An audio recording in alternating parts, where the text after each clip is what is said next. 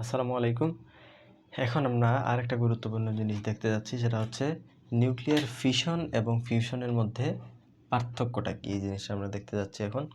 Fission এবং ফিউশনের মধ্যে পার্থক্য কী? নিউক্লিয় বিক্রিয়া দুই ধরনের হয় আমরা জানি, নিউক্লিয়ার ফিশন এবং আরেকটা হচ্ছে নিউক্লিয়ার ফিউশন।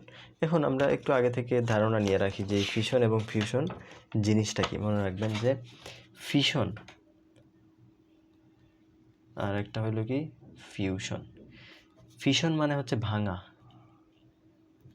আর ফিউজ মানে জোড়া লাগা। ইংরেজি নাম ফিউজ। ফিউজ মানে জোড়া লাগানো, মানে অ্যাড করা। হ্যাঁ,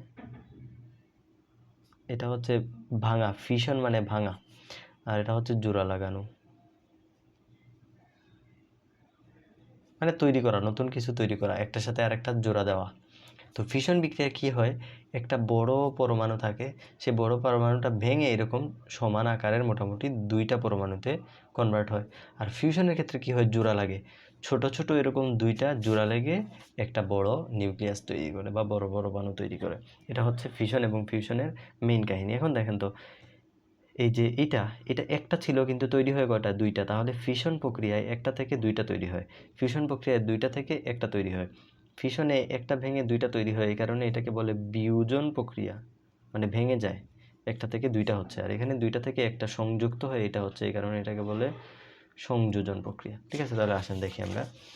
এই যে নিউক্লিয়ার ফিশন কাকে বলে, একটি ভারী নিউক্লিয়াস সম আকারের দুইটি নিউক্লিয়াসে বিভক্ত হয়, দুই বা ততোধিক হালকা নিউক্লিয়াস একত্রিত হয়ে ভারী নিউক্লিয়াস গঠন করে। ওই যে আগে যেটা বলছিলাম ফিশন আর ফিউশনের ব্যাপারে। এটা একটা বিয়োজন বিক্রিয়া, এটা একটা কি বিক্রিয়া, সংযোজন বিক্রিয়া।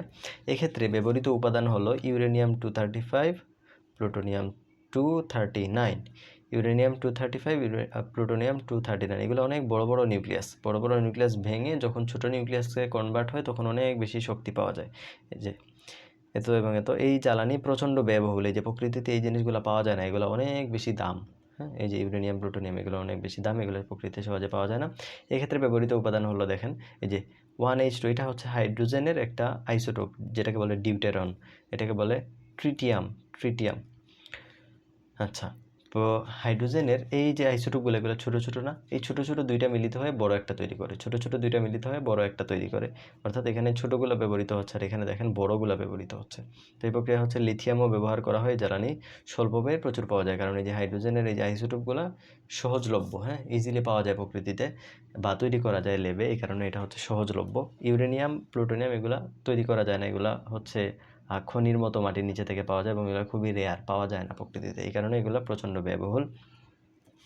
4 নাম্বার দেখেন, ফিউশন প্রক্রিয়া শেষে কি হয়, তেজস্ক্রিয় পদার্থ উৎপন্ন হয়।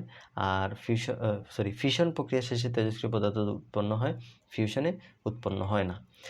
নিউট্রন দ্বারা আঘাতের ফলে শুরু হয়, অর্থাৎ একটা বড় আমার কাছে নিউক্লিয়াস আছে, এটা অটোমেটিকই ভেঙে দুইটা ছোট টুকরাতে পরিণত হয়ে যাবে না, একটা নিউট্রন দিয়ে এটাকে আঘাত করতে হবে। নিউট্রন দিয়ে বড় একটা নিউক্লিয়াসকে আমরা ধাক্কা দিব, ফলে ওই নিউক্লিয়াস ভেঙে দুইটা পার্টে বিভক্ত হবে।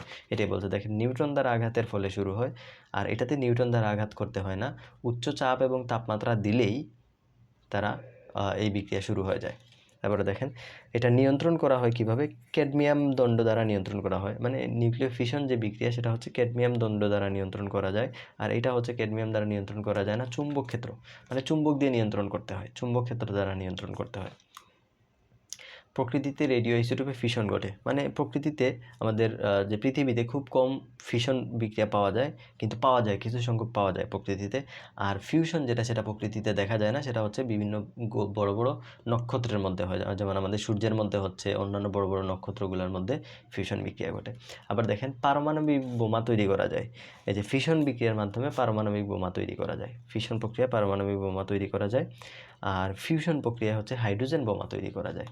ফিশনে হচ্ছে পারমাণবিক বোমা তৈরি করা যায়, আর ফিউশনে হচ্ছে কি হাইড্রোজেন বোমা তৈরি করা যায়। ঠিক আছে, আচ্ছা। এখন দেখেন একটা জিনিস, হ্যাঁ, পারমাণবিক বোমা তৈরি করা যায় হচ্ছে আমাদের কোন প্রক্রিয়ায়, ফিশনে। আর ফিউশনে হাইড্রোজেন বোমা তৈরি করা যায়। পাশাপাশি দেখেন নিউক্লিয় চুল্লিতে এই প্রক্রিয়ায় শক্তি উৎপাদন করা হয়, অর্থাৎ আমাদের দেশে যেটা আছে রূপপুর পারমাণবিক বিদ্যুৎ কেন্দ্র, এখানের মধ্যেও কিন্তু এই প্রক্রিয়া ব্যবহার করা হয়, ফিশন প্রক্রিয়া। আর ফিউশনটা এখনও গবেষণায় সীমাবদ্ধ আছে, খুব শীঘ্রই সেটাকে হচ্ছে বাস্তবে ইমপ্লিমেন্টেশন করা যাবে, কিন্তু এখন পর্যন্ত করা হয় নাই। এটার মধ্যে বেশ কিছু লিমিটেশন আছে, ওগুলো নিয়ে এখনও গবেষণা চলতেছে। ঠিক আছে, তাহলে আমরা আশা করি বুঝছি যে ফিশন এবং ফিউশনের মধ্যে পার্থক্যগুলা কী কী।